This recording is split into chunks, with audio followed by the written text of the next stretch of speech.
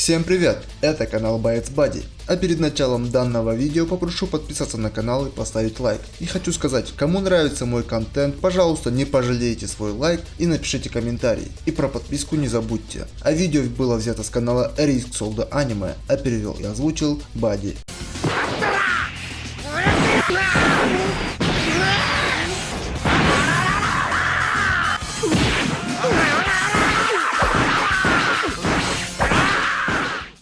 Чихару Сиба мужчина среднего роста, он довольно стройный, но мускулистый, с карими глазами и светлыми волосами, уложенными в стиле помпадура. У него на спине татуировка с трехглавым драконом.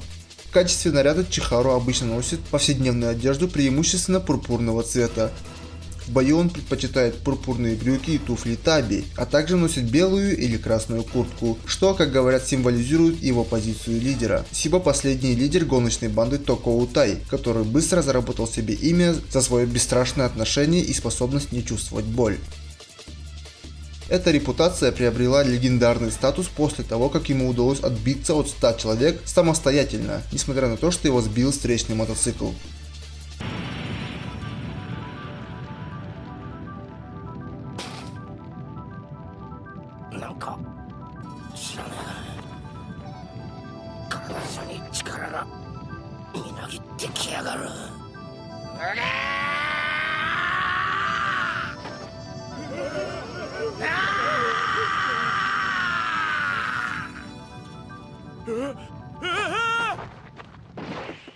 Показано, что Чихару был весьма безрассуден. Он склонен нанести себе вред, чтобы получить какое-либо преимущество в бою, однажды сломав себе руку во время матча в турнире Максимум, чтобы запугать своего противника, а затем выиграл данный матч только одной рукой. Он явно не заботится о своем благополучии и часто подвергает себя риску во время драки. После таймскипа Чихару, кажется, успокоился. Он случайно проходит между двумя мужчинами, вооруженными ножами, и советует им сражаться честно, без оружия.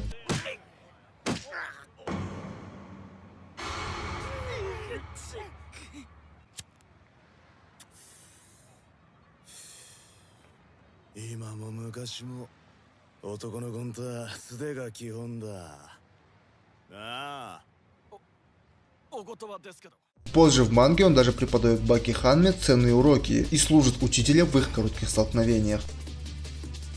Чихару Сиба почитает Каору Ханаяму и считает его своим боссом. Даже кланяясь молодому боссу Якудза после того, как Каору был побежден Кацуми Оротти во время турнира Максимум, и посвящает свою битву с Железным Майклом Каору.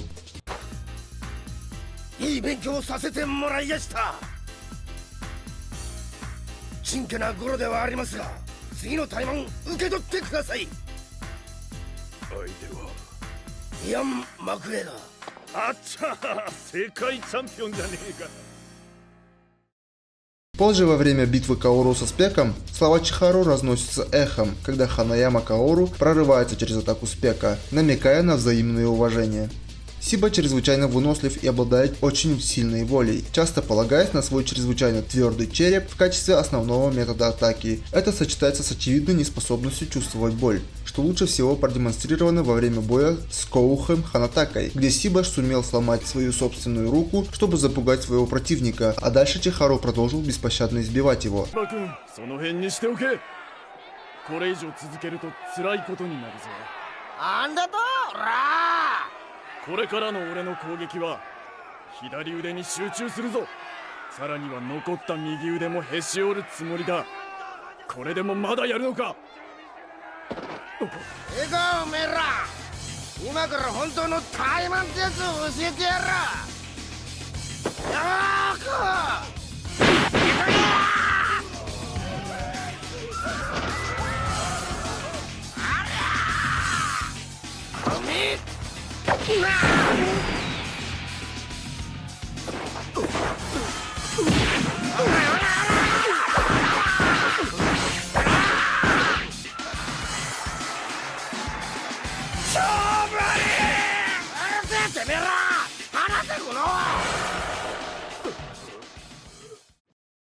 Однако следует отметить, что Сиба часто полагается на грязную тактику в немалой степени из-за отсутствия у него формальной подготовки. Сиба также кажется естественным в использовании эндорфинов, который позволил ему победить 100 человек в драке после того, как он был сбит мотоциклом. После столкновения с байком, Сиба замечает, что чувствует, как его сила возрастает, и продолжает сражаться. Хотя это было показано во втором сезоне аниме, еще предстоит подтвердить, что действительно ли Сиба использует свои эндорфины. Другой пример использования Сибой эндорфинов – это его бой против Железного Майкла, действующего чемпиона мира по боксу в супертяжелом весе, во время арки турнира Максимум. Он использовал несколько грязных приемов во время боя, но в конце концов был подавлен силой боксера.